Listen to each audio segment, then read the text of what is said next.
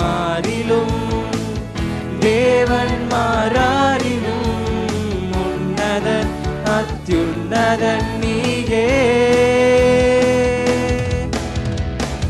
நீ என்னும் பரிசுத்தன், நீ என்னும் சர்வசக்தனே, நீ என்னும் யோகியனாயோனே இயேசுவே. நீ என்னும் பரிசுத்தன், நீ என்னும் சர்வசக்தனே, நீ என்னும்